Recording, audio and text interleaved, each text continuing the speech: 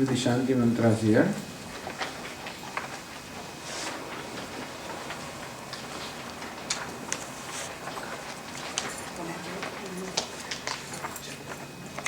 Om Sahana Bhavatu Sahanau Bhunaktu Sahaviryam Karavavahai Tejasvinavadhitamastu ma vidvishavahai. Om Shanti Shanti Shanti. Om Purnamada Purnamidam Purnat Purnamudachyate Purnasya Purnamadaya Purnamevavashishyate. Om Shanti Shanti Shanti. Shruti Smriti Purananam Alayam Karunalayam Namami Bhagavad Padam Shankaram Lokashankaram Shankaram Shankaracharyam Keshavam Bhagarayanam Sutra Bhashyakrito Vande Bhagavanto Punah Punaha Ishvaro Gururātmeti Murti Veda Vibhagine Vyomavad Vyapta Devaya Dakshinamurtaye Namaha. Om Parthaya Pratibodhitam Bhagavata Narayanena Swayam Vyasena Gratitam Puranamuna Madhye Mahabharatam Advaitavritavarshinim Bhagavatim Ashtadashaadhyayinim Amba Tvamanusandhanami Bhagavat Gite Bhavadveshinim Yam Brahma Varunendra Rudra Marutaha Sunvanti Divyaistavaihi Vedai Sangapadakramopanishadaihi Gayanti Yam Samadaha Jnanavasthita Tadgatena Manasa Pashyanti Yam Yoginah Yasyantanna Vidussura Suraganaha Devaya Tasmai Namaha.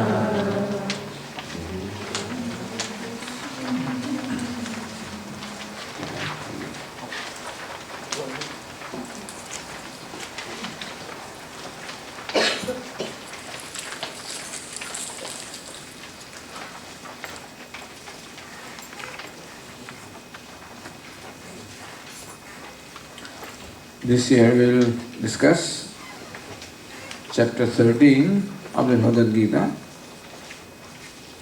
It has been doing since last several years. We select a few verses from a given chapter because we do not have a time to discuss the entire chapter, but so that we can get an overview of the chapter, that we are able to discuss the important topics of a given chapter, we select those verses with the help of which we discuss important topics of the chapter and thus get the overview of the entire chapter. This is the 13th chapter this year. Last year also we discussed a few verses of this chapter relating to the different values. Amanitvam, humility, adambitvam, freedom from pretentiousness. So these values we discussed. We could not complete all of them, so we have included a couple of verses from them also this time. As you know, Bhagavad Gita has a total of 18 chapters. And the teachers explain that these 18 chapters can be looked upon as consisting of 3 sections. The first section consisting of the first 6 chapters, the second part consisting of the middle 6 chapters, and the last or the third section consisting of the last 6 chapters. The last 6 chapters begin with the 13th chapter. From 13 to 18th forms the last 6 chapters. So, why do they look upon the Gita as consisting of these 3 sections? Because they say the whole Gita is an elaborate explanation of the central teaching of the Vedas, the central teaching of the Vedanta. Vedanta, as you know, is the body of ancient knowledge, and Vedanta primarily addresses the realities of life. Our life involves 3 entities: the individual, subject, the world with which I interact.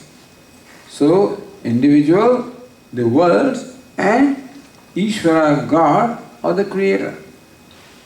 In Sanskrit, Jiva, Jagat, and Ishvara. Jiva, the individual self. Jagat, the universe or creation. Ishvara, the creator, sustainer, resolver. These 3 make up our entire life. And Vedanta addresses itself to revealing the realities of these 3 entities. What is the true nature of the individual self? What is the true nature of the world or the universe or the creation? And what is the true nature of Ishvara, the Creator? Why does Vedanta do that? Because, as again Vedanta explains, that we are born with ignorance. Ignorance that results into misperception, misapprehension, wrong perception, or wrong conclusions. Thus we are born with ignorance of our own self, ignorance of the true nature of the world, ignorance of the true nature of Ishvara or God. We are born with ignorance of all these 3. And this ignorance is a peculiar kind of ignorance. It is not ignorance which means merely absence of knowledge. It is ignorance of the nature of false knowledge or wrong knowledge or wrong perception. Meaning that we are born with a false perception about our own self. We have a perception of ourselves. We have an opinion about ourselves, a view, an opinion, a conclusion about ourselves, a notion about ourselves. Similarly, we have a conclusion, an opinion, or notion about what the universe is. And similarly, a notion about what God is. Whether God is or God is not. And if somebody accepts that there is God, then what's the nature of that God? We are born with the false perception or wrong notions about all these three. So what does it do? Suppose I see myself as different from what I truly am, meaning that I see myself as different from what truly I am. I see universe also as different from what the universe truly is. I look upon God also as different from what God truly is. So what does it do? Vedanta explains that it is his ignorance or the false notions or wrong conclusions which are the cause of all our unhappiness or sorrow or sadness. So Vedanta recognizes that the sadness or sorrow is the fundamental human problem. Human being primarily is a sad or unhappy creature. And the life is essentially an endeavor or a constant attempt to become free from sorrow, to become happy by becoming free from sorrow. So this is what we are doing. Sukha prapti, dukkha nivritti, attainment of happiness and getting rid of unhappiness. That is the primary purpose of all our activities. Unfortunately, the way we are trying to do that, meaning the way we are trying to get rid of unhappiness, or the way we are trying to acquire happiness, is not yielding the results that we are seeking. Meaning that in spite of any amount of efforts, our unhappiness does not seem to go away permanently. There are moments when I become free from unhappiness, but it seems to come back again. There are moments when I do experience happiness, but again it goes away. What I am seeking is the lasting happiness, meaning that freedom from unhappiness once and for all, and establishing in happiness also forever. This is what I am seeking. Thus every human being is seeking this. Atyantika dukkha nivritti, freedom from unhappiness or sorrow once and for all. Niritasya sukha avaptihi, attainment of the unsurpassable happiness forever. We may or may not have thought about this, meaning that we may not be clear about whether we are seeking something or not. If we are seeking what it is that we are seeking, we may not have given a thought to that. But if we give a thought to, or if you pay attention to, or deliberate upon what it is that we want in our life, we'll discover that this is what we want. Freedom from sorrow or unhappiness once and for all, meaning that unhappiness should go and never come back, and attainment of unsurpassable happiness, meaning that happiness should come and never go. Isn't it so? Who would not want this? Happiness should come and never go. Unhappiness should go and never come. That's what we want. Anything else that whatever we think we want is ultimately only motivated by this simple purpose. Whether I want wealth, name, fame, recognition, heaven, whatever I want, power, ultimately the desire behind all the desires is the simple desire of becoming free from sorrow and getting established in happiness. That's all I want. Simple thing.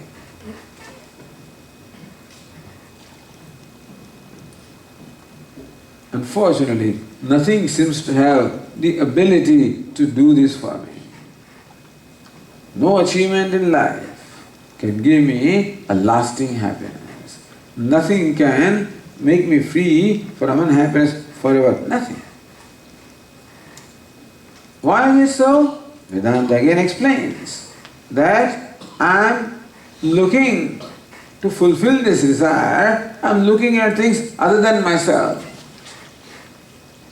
Because I have concluded that I am unhappy by nature, unhappiness is my nature. That's my conclusion. And therefore, I have to become happy. Happiness is something away from me, I have to acquire happiness. I should get rid of unhappiness, acquire happiness. So this is my conclusion. I have never looked into whether this conclusion upon which all my activities are based, whether that conclusion is right or wrong. Vedanta says that the conclusion that you have about yourself is wrong, meaning that you look upon yourself as a limited being, you look upon yourself as an inadequate being, you look upon yourself as an unhappy being, a needy being. That is not your nature. Thus, the simple teaching of Vedanta is Tattvamasi, that thou art. Meaning that you already are what you are seeking to be. You are seeking to be free from sorrow, you already are free from sorrow. You are seeking to be established in happiness, you already, happiness is your nature. But how can I be? I ask Vedanta, how can I be? I'm a limited being. How can I be happy with being limited? Says, you are not limited, limitlessness is your nature. You are limitless and therefore free from every kind of limitation, every kind of inadequacy. You are limitless, adequate self. This is the teaching of Vedanta, which is expressed in one simple statement, Tattvamasi, that thou art. Bhagavad Gita is the essence of the entire Veda or the Vedanta. Therefore, Bhagavad Gita expands upon this simple statement. The statement has 3 words, Tat Tvam Asi, that thou art. So these 3 words are elaborately explained in the 18 chapters of the Gita. Generally speaking, the first 6 chapters elaborate upon the meaning of what is you. So you are limitless. So what is you? You are Ishvara, you are Brahman. What is you? Is explained in the first 6 chapters. What is Brahman? What is Ishvara? What is God? Is explained in the middle 6 chapters. And the verses of the last 6 chapters explain to us what is that both of them are identical, that you are Brahman, and you are in fact Ishvara. So that teaching of identity between Jiva and Ishvara, between individual self and limitless self, that is the theme of the last 6 chapters and theme of the 13th chapter, with which this last section begins. Thus Lord Krishna here wants to say to Arjuna and thus to each of us that you are limitless. And that fact is revealed in the very first 2 verses of the 6th chapter. So let us read the first verse here in our handout.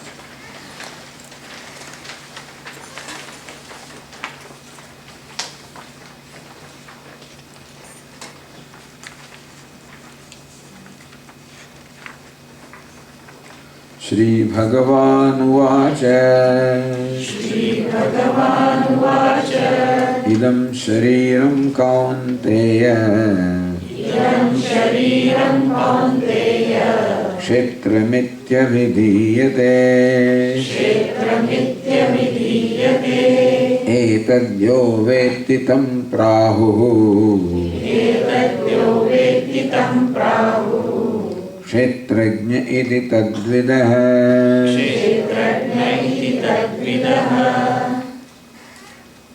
Shri Bhagavan Uvacha. The blessed Lord said, Lord Krishna said, Idam Shariram Kaunteya Kshetram iti abhidhyate. Arjuna here, as you know, Bhagavad Gita is in the form of dialogue between Lord Krishna and Arjuna. Where did this dialogue take place? It took place in the battlefield of Kurukshetra. When the armies of Pandavas and Kauravas are arrayed against each other, the battle is about to begin, the conches are blown, the war is declared, and the missiles are about to be released, weapons are about to be released. At that moment, Arjuna requests his charioteer. Arjuna is the commander-in-chief of the Pandava army. And he requests his charioteer, who is Lord Krishna. Most amazing. Basically, Lord Krishna and Arjuna are friends. Lord Krishna is most well known as Lord. He is the great king of the Dwarika.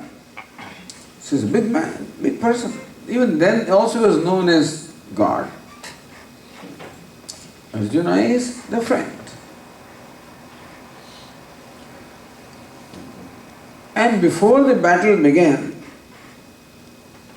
Arjuna representing Pandavas and Duryodhana representing Kauravas, both of them approached Lord Krishna seeking his help, to request to him to please join them. Each one wanted Lord Krishna to join them. So Lord Krishna, of course, is very diplomatic, very clever. He did not want to be partial. He didn't want to take any side. Therefore, he says, I give you a choice. Since I, one, cannot be on both the sides simultaneously, therefore, I give you a choice. On one side, I'll be there. On the other side, my well-equipped army will be there. You make a choice. Further, that I will not wield any weapon. I will not fight the battle. So if you choose me, you will choose me as the one who does not wield weapon, who does not fight the battle. Then what will you do? You only will decorate the place, that's all. Nothing else you will do. The choice is given. Arjuna is first asked to choose. And Arjuna chose, said, Lord Krishna, I choose you to be on our side. Even if you do not fight, does not matter. Your presence is enough. This was Arjuna's Shraddha or faith. That where Lord Krishna is, where the Lord is, that is where the victory is. He knew that success is not attained merely by our effort. Of course, our effort is an important contributor to the outcome.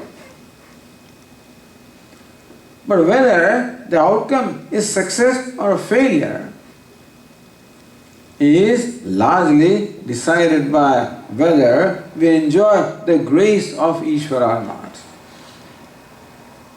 We are limited beings. And in any undertaking, there are many uncertainties, there are many variables we do not know about. And therefore, the favorableness of those variables is very important to us. The weather should be favorable to us. Then we can come here. The traffic should be favorable to us. Nobody should bump against us. All this favor we need. We take it for granted. That's a different thing. But in fact, at every moment, we need favor because we do not control anything outside of ourselves. And therefore, anything can create a disruption in our life. We need the favorableness of all that which is controlled by Ishvara. Meaning that we need the favorableness or grace of Ishvara. Arjuna was very clear about this. Therefore, he chose Lord Krishna to be on his side. And Duryodhana did not believe in this. He was happy to have the army on his side. Again, Arjuna is very clever also. So he requested Lord Krishna, will you please become my charioteer? Because Lord Krishna also was well known as an excellent charioteer. And a chariot does not wield weapon, doesn't fight battle. So he can definitely act as a charioteer. Lord Krishna said yes, readily agreed. Even though Arjuna is a junior friend, Lord Krishna enjoys a much greater status than Arjuna does. And still, a friend is requesting his friend, will you please become my servant? Will you please become my driver? It's only Lord Krishna who can agree to becoming the servant of his friend. I don't think we can. We feel hurt, insulted. That shows that Lord Krishna is enjoying freedom. What is freedom? The freedom is the freedom to be able to do whatever is required to be done. Without any reservation, without any pride, without any ego. So thus Lord Krishna willingly accepted the assignment of being the charioteer of Arjuna. And that's how this combination happened. And Arjuna was believed highly, he became, seeing the armies, became extremely sad, was grieving, and he requested Lord Krishna to please teach me so that I become free from this grief once and for all. Arjuna requested, oh Lord Krishna, I want to become free from unhappiness once and for all. I do not see any means of enabling me to do that. Arjuna could see that even if I win the unparalleled, unrivaled kingdom of the entire earth, or even if I have the control or the rulership over heaven, oh Lord Krishna, even that achievement also cannot relieve me from the sorrow. He could see that. Therefore, please teach me that by which I can become free from the sorrow. That's how the teaching began. And that's how Lord Krishna, even though he is charioteer, you see, if you see the chariot, Arjuna is a master of the chariot. He sits in a higher position. Lord Krishna is a charioteer, the servant, sits in a lower position. So even though Lord Krishna is the teacher, he does not mind even sitting in a lower position. Traditionally, teacher always sits in a higher position. And the disciple sits at a lower position, at his feet. Traditionally, a disciple sits at the feet of the teacher. Even that is also reversed here. Lord Krishna does not mind even sitting in a lower position and looking up to Arjuna. So teaching Arjuna. Doesn't mind anything. Why? Because he has no expectation, no demands. He does not need any respect. He does not need any approval. He does not need anything. Why? Because he is sufficient in himself. This very behavior of Lord Krishna reveals that he is a free person. He abides in freedom. Therefore, there are no inhibiting factors at all. Therefore, he has freedom to do what the situation calls for. That alone can teach what freedom is, Who is the right qualified person to teach this? The one who enjoys the freedom. Thus Lord Krishna is the most competent or qualified teacher. So he begins, Sri Bhagavan Vacha, Lord Krishna begins the discourse.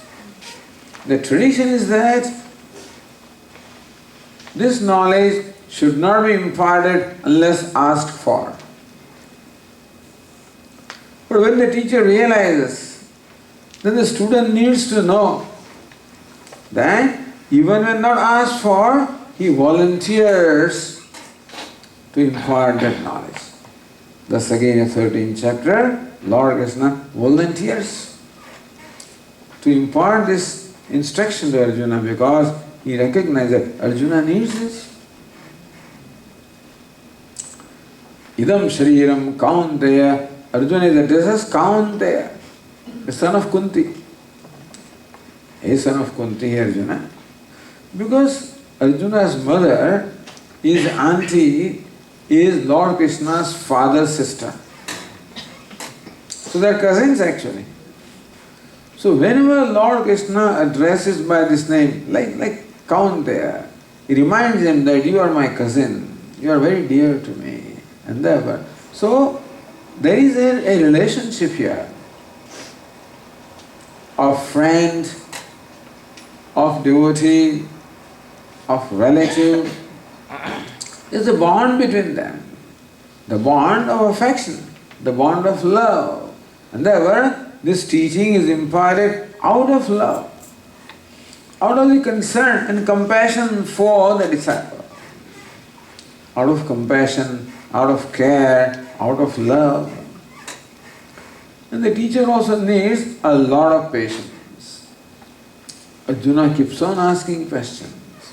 Arjuna also seems to enjoy freedom.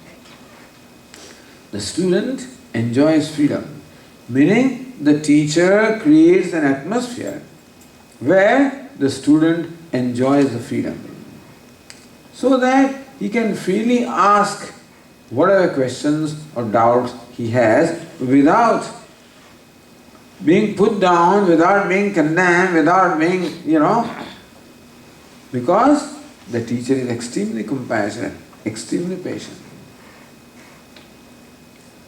So thus there is an environment of compassion, patience, care, love, concern on the part of teacher, and the faith and devotion on the part of the student. An ideal environment. Lord Krishna says, hey Kaunteya, oh my friend, hey Arjuna, oh my dear, idam shariram kshetramiti abhidhyate. Idam shariram, this body, referring to this body, the pronoun this. Idam means this. The pronoun this is used for something that is evidence. You use the pronoun that for something which is remote, and the pronoun this is used for something which is in front of you, which is evident to you. Idam shariram, this body, is very important. This pronoun this is very important. This body. Here, Arjuna, this body is called kshetra. The word kshetra is translated as field. This body is a field. Which body? This body.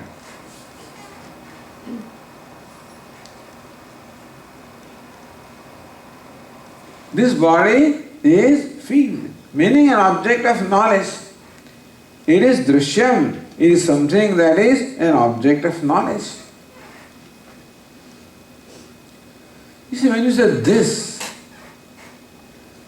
this is what? Something that you know, something that is the object of knowledge. This table this chair, this hall, this camera.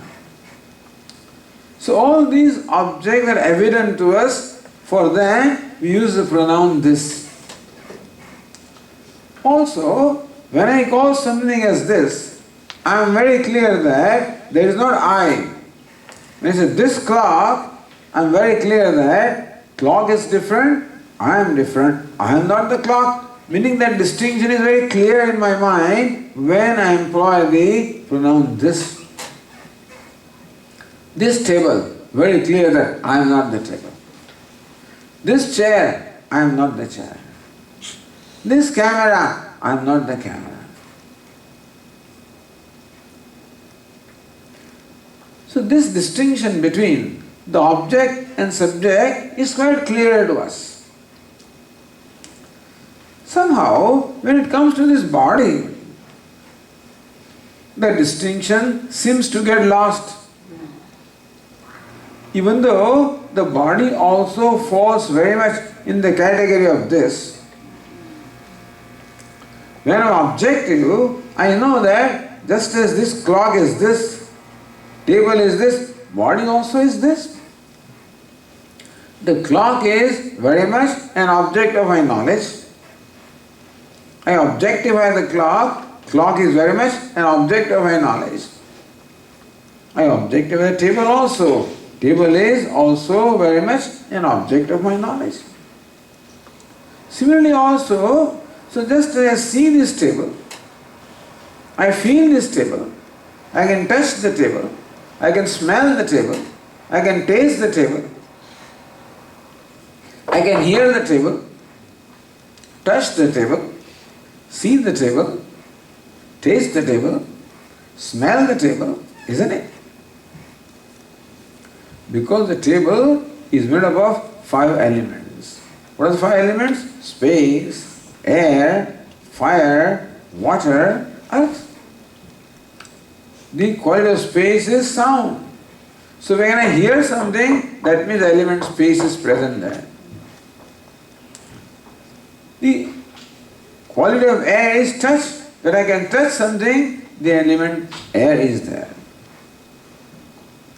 Color or form is the attribute of element fire. So wherever there is color, where there is form, element fire is present. Taste is the attribute of element water. When I can taste something, which means that the element water is present there. And smell is the attribute of element earth, meaning that whenever I can smell something, that means that the element earth is there.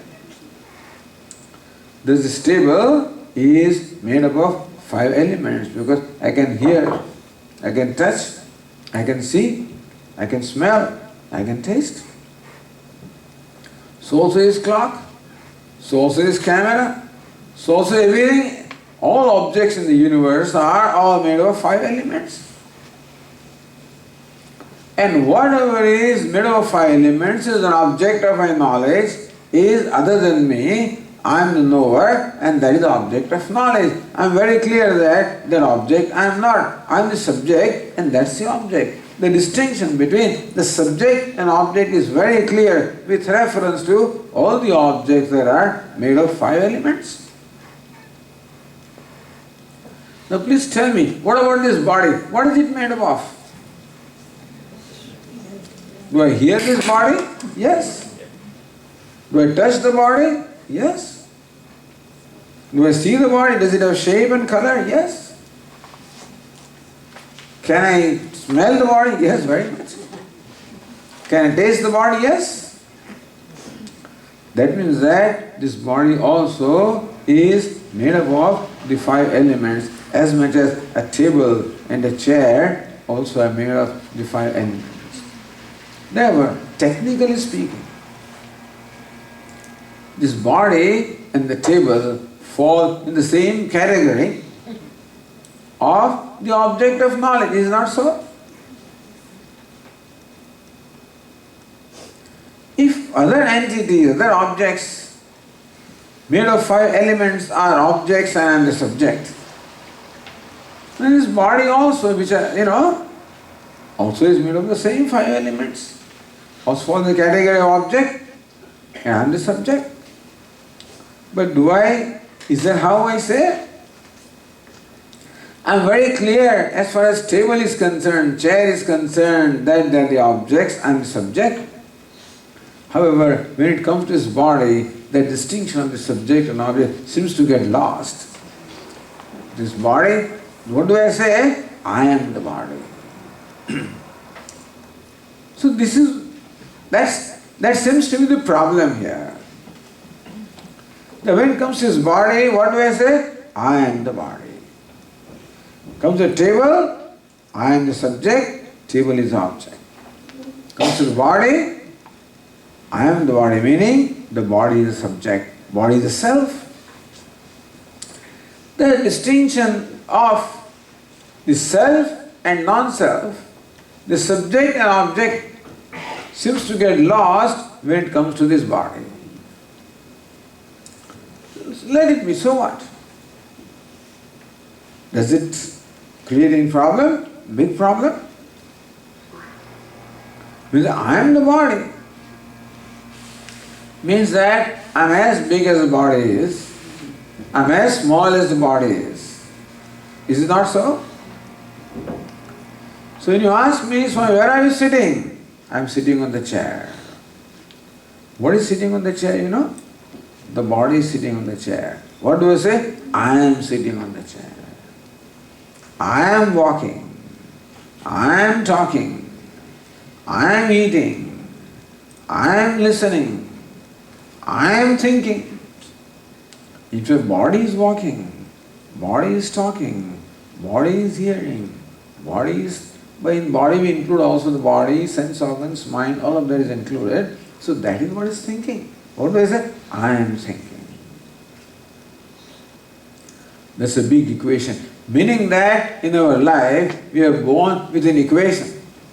What is the equation? I am the body. What does the equation do? Equation, both the sides are equal. That's called equation. What does it mean? It means that I am as big as the body, or I am as small as the body. I am as little as the body. Poor body is very small, very little, meaning very limited. In every way, this body is limited. It's a beautiful body. It's a great thing, great gift. It's a privilege to have this human body. Once I start calling body as I, you know what happens? All the limitations of the body become my limitations. So body was born, body is growing old, body will die. It's all right, nothing wrong in it. That's not my problem. What's my problem? I was born. I am growing old. The hair is turning grey, the wrinkles on my face. I am going to die. Death is not the problem. I am going to die is the problem. Old age is not a problem. I am old, that's the problem. Meaning that whenever these limitations get connected with I, then the limitations become problem, not otherwise.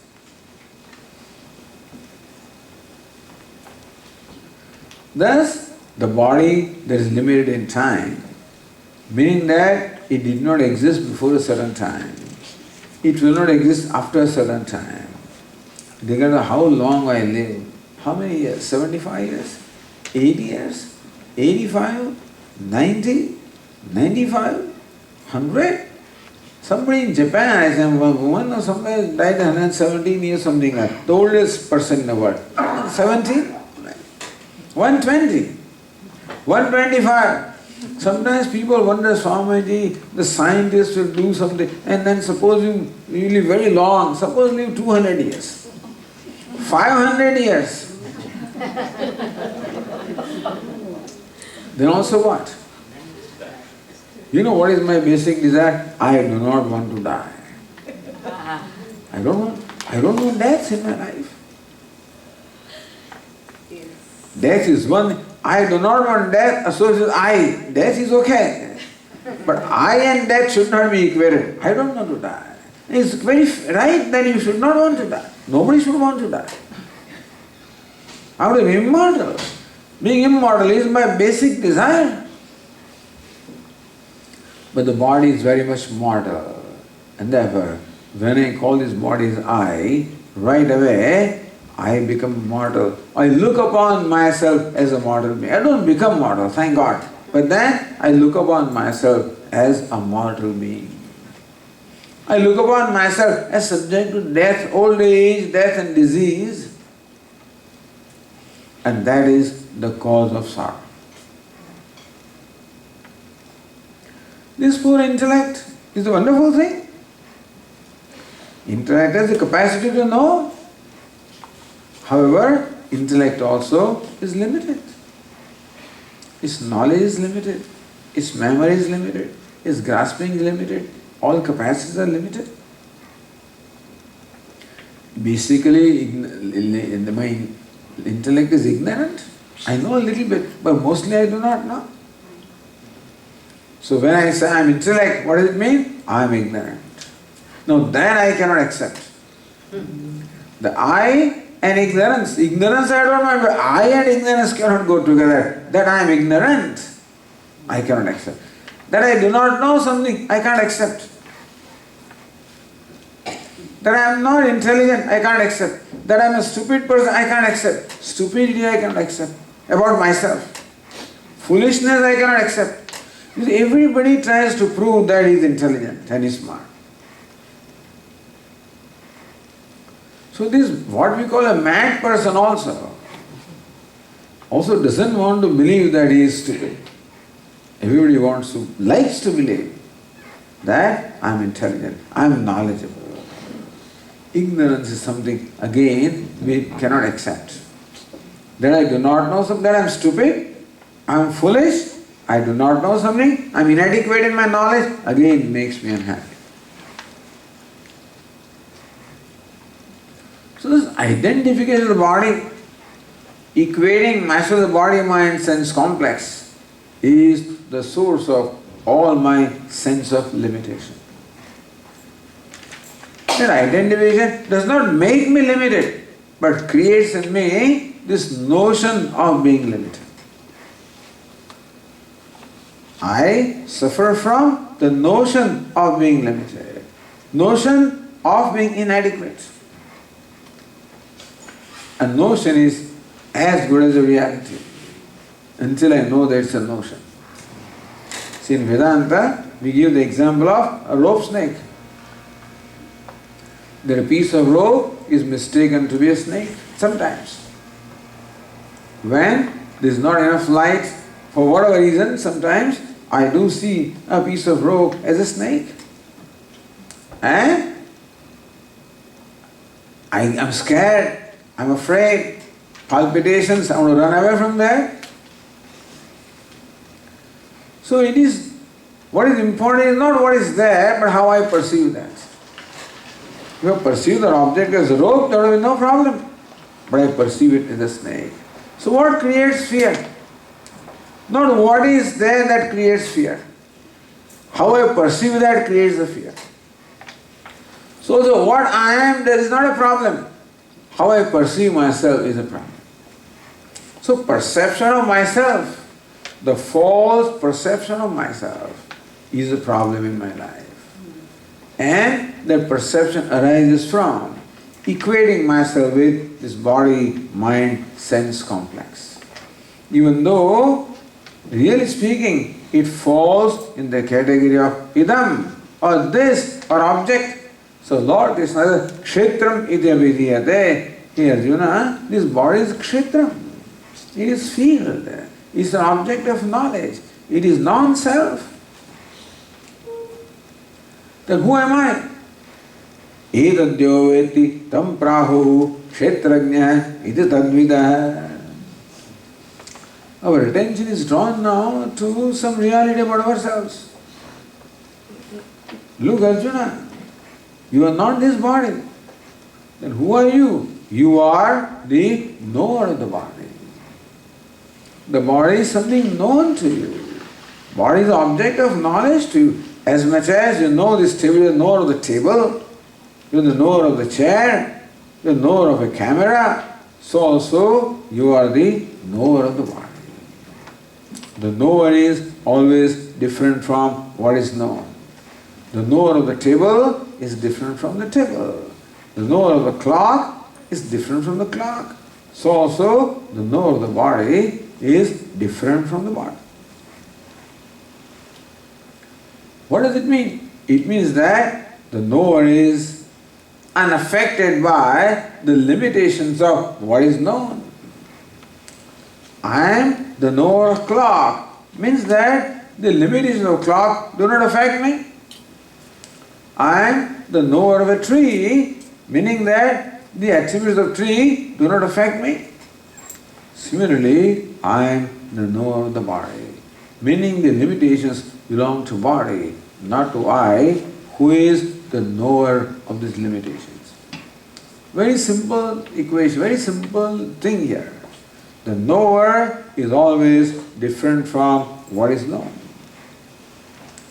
The knower is always unaffected by what is known. We sometimes get identified, that's a different matter, but otherwise the knower is different from what is known. Knower is unaffected by the what is known, and therefore this body-mind-sense complex is the object of knowledge. Etadyo vetitam prahuhu. Here Arjuna, one who objectifies this body, one who is a knower of this body, is called the self. Kshetrajna is called the self.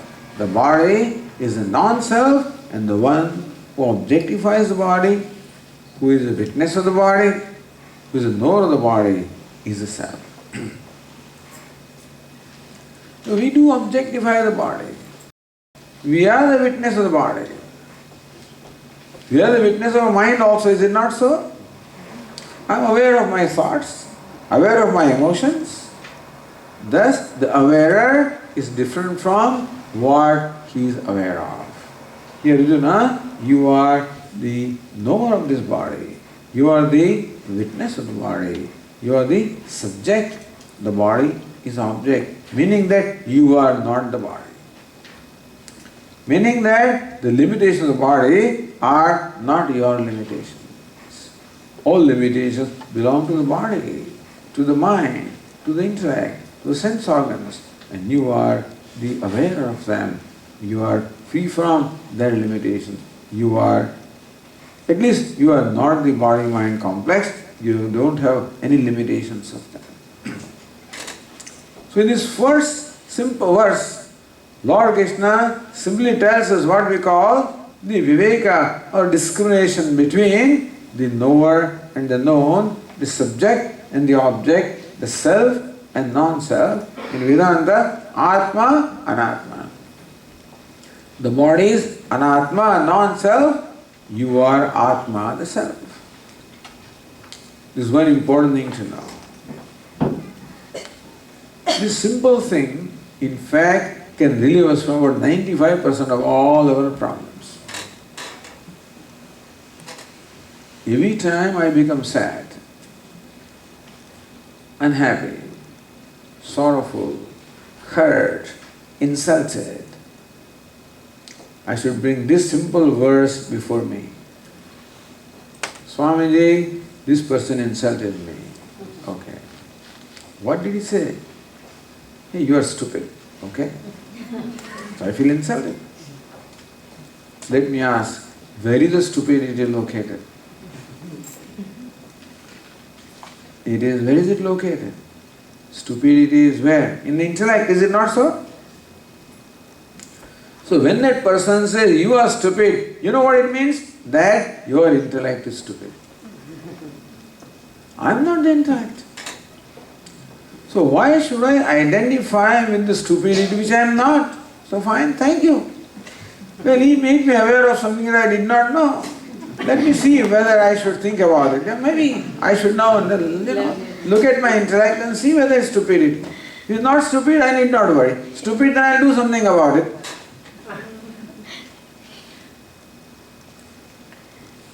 Swamiji, he hurt me. He punched me. He punched you. Punch what? Punch the body. What is body? Body is non-self. Who are you? You are the self, different from the body. So you are not punched, the body is punched. You are not insulted, the intellect is insulted. You are not honored, same thing, You are not honored, your body is honored. They wash your feet and they do all kinds of, this body. They respect you, your intellect, your knowledge. Understand that you are not subject to honor or dishonor. Not subject to, Swami, I'm a failure. Again, success and failure, both of these are the attributes of intellect, understand? The body doesn't say I succeeded. Who says? The intellect says. The ego says. I'm a failure. What fails? If at all, if you accept there is something called failure, which itself you don't accept, but suppose you accept something called failure. We call it failure when the outcome is not in keeping with my expectation. That's called failure. When the outcome is in keeping with or better than my expectation, we call it success. So what you call success, I may call failure also, but that's a different matter. Success and failure belong to intellect. I am neither successful nor failure. Honor and dishonor belong to intellect. I am neither honored nor dishonored. Pleasure and pain belong to the mind. I am not the mind. Heat and cold, comfort and discomfort belong to the body. The very practical thing. Let us bring it into play. Let us employ this understanding, simple understanding, whenever we are unhappy. Otherwise, no problem. As long as you are happy, you don't need Vedanta. Vedanta needs when we are unhappy. Although we need Vedanta when we are happy also, really speaking, because it's a notion of happiness. When we are happy, there also is a notion of happiness. Therefore, this simple, what we call Atma, Anatma, Viveka, discrimination between the self and the non-self, distinguishing a self from the non-self, will solve essentially all the problems, essentially. The final finishing touch will be given by what Lord Krishna teaches in the second verse. Let us read that.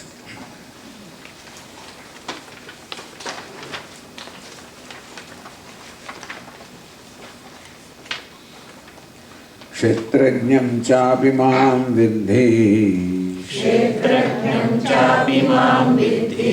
sarva kshetreshu bharata kshetra kshetrajñayor jnanam yatta jnanam matam mama.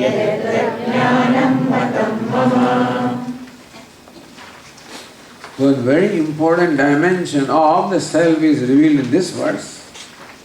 The first verse says that I am the knower of the... When Lord Krishna says body, it is body, mind, sense complex.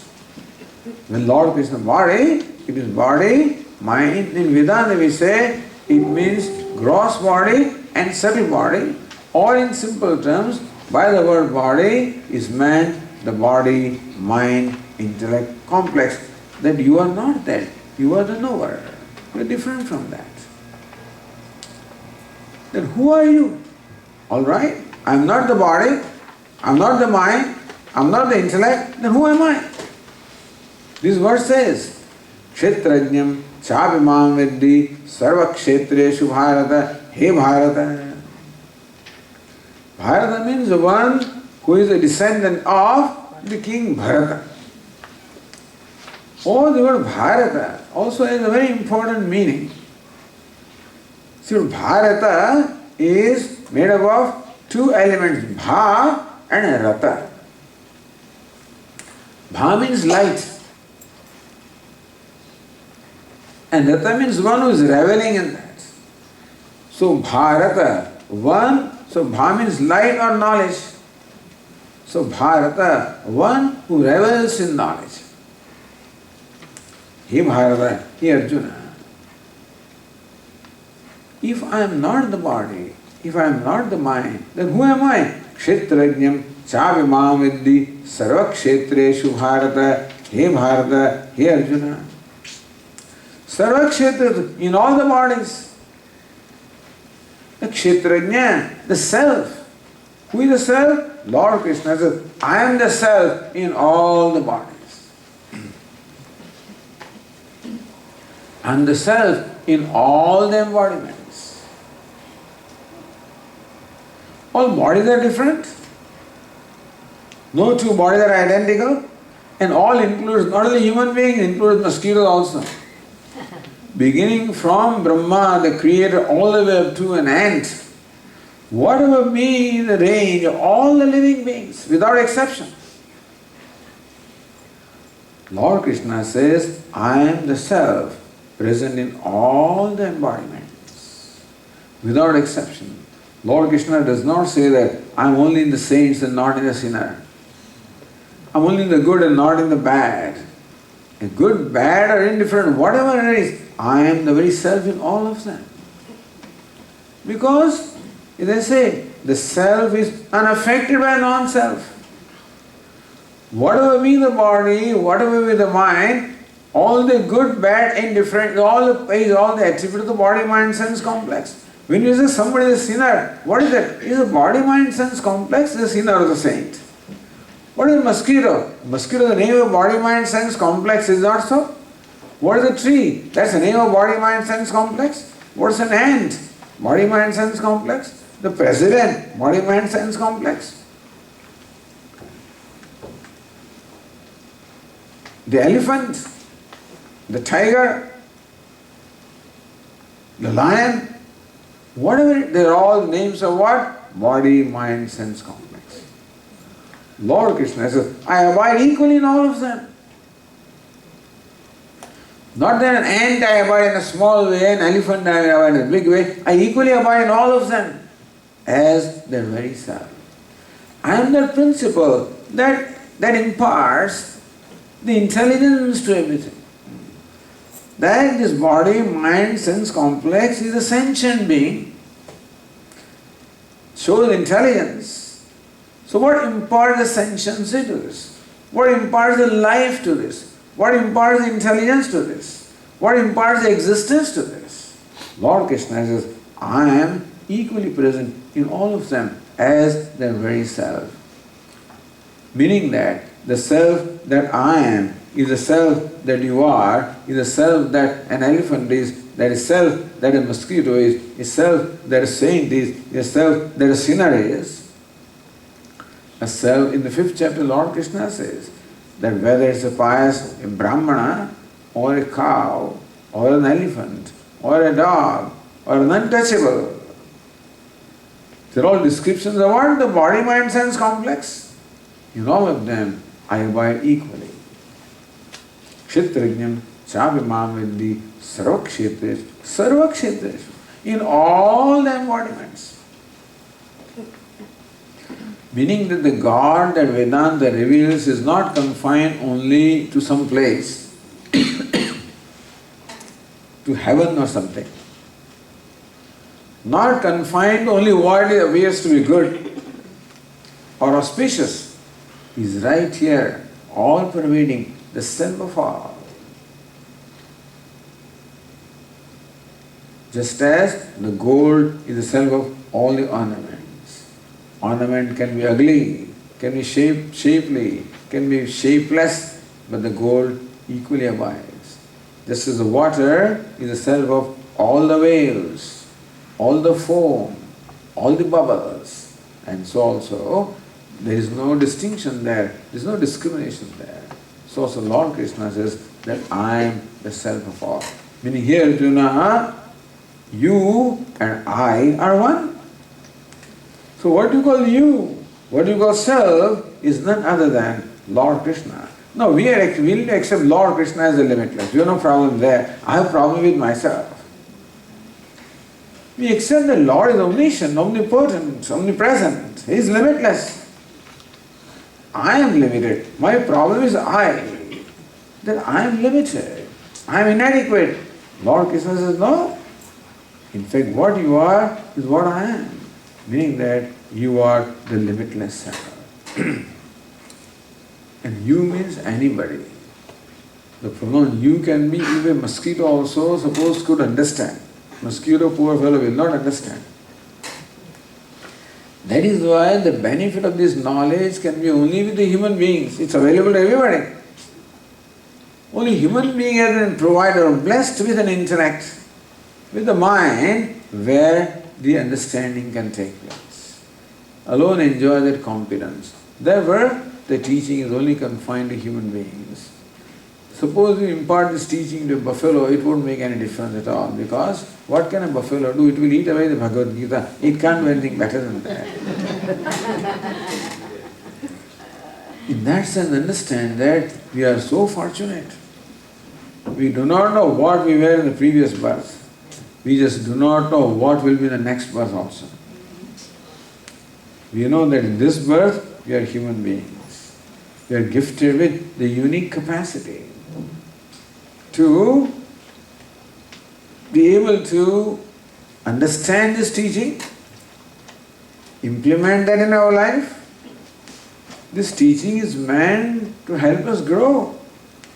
Grow from the sense of inadequacy, sense of limitedness, and get established in our true nature, which is limitlessness. So that is our privilege, and that is our agenda.